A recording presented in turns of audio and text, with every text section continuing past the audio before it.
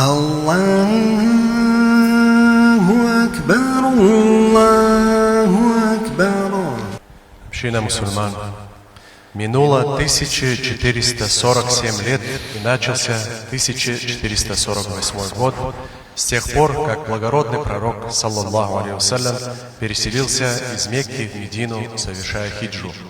То обстоятельство, что любимый посланник Аллаха, саллаллаху алейхи вассалям, был вынужден покинуть свой родной город, на первый взгляд может показаться проигрышной ситуацией, провалом и унижением.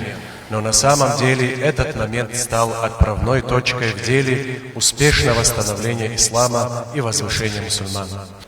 Это еще раз доказывает, что нельзя судить о чем-либо лишь на основании того, что лежит на поверхности.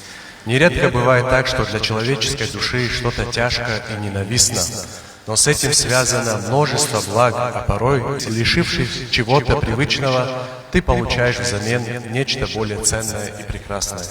Этот переломный год, в котором благородный посланник Аллаха, саллаллаху алейхи вассалям, совершил хиджру, был в дальнейшем выбран авторитетными деятелями мусульман для начала летоисчисления и лег в основу мусульманского календаря.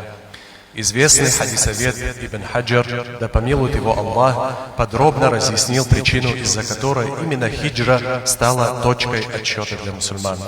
Он отмечает, что начало года можно было связать с 4 ключевыми событиями, связанными с пророком, саллаллаху алейхи вассалям.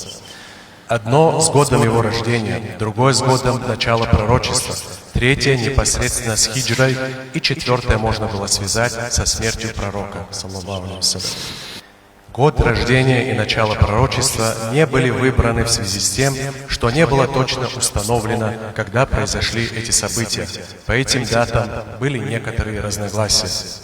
Между тем, хотя год смерти посланника Аллаха, саллаллаху алейхи вассалям, был доподлинно известен, все же эта идея была отвергнута, так как ежегодное напоминание о смерти любимого посланника, саллаллаху алейхи вассалям, добавляло бы скорби, напоминало бы о том, что его уже нет с нами, и это обстоятельство приводило бы людей к печали, унынию и душевному спаду.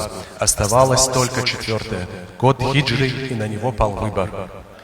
Месяц Мухаррам стал первым месяцем в году, потому что именно в этом месяце посланник Аллаха, саллаллаху алейхи вассалям, намеревался совершить хиджру. Помимо этого, месяц Мухаррам следует сразу за месяцем хаджа. И во время хаджа по обыкновению все руководители мусульманских земель собирались в Мекке и обсуждали, какие успехи были достигнуты за прошедший год, и строили планы на следующий год. Община мусульман. Когда переходишь из одного года в другой, это все равно, что переходить с одного берега на другой по разделяющему их мосту. Ты оставляешь позади себя значительный отрезок жизни и вступаешь в новый этап, не зная, что тебя ждет впереди, что может с тобой случиться, как сложатся твои дела. Неизвестность будущего должна наложить свой отпечаток на твой образ жизни, и ты должен увидеть все другими глазами. Нет в могилах ни одного человека, который знал бы свое будущее, и нет среди них ни одного, чьи планы не нарушила бы смерть. В силу этого необходимо искренне покаяться в прошлых грехах, а относительно будущего Аллах должен видеть в нас стремление к праведным делам. В некоторых случаях благие намерения лучше даже, чем сами деяния.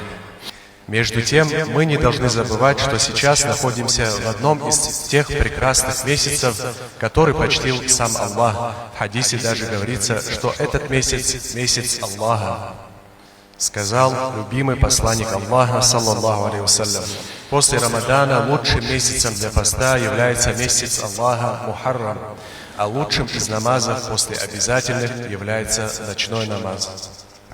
В контексте поста особенно выделяется 10-й день месяца Мухаррам, это день Ашура. В хадисе говорится, что тот, кто постился в этот день, получит прощение грехов прошлого года. Также мы должны помнить, что Муса, алейхиссалям, был спасен в этот день от фараона.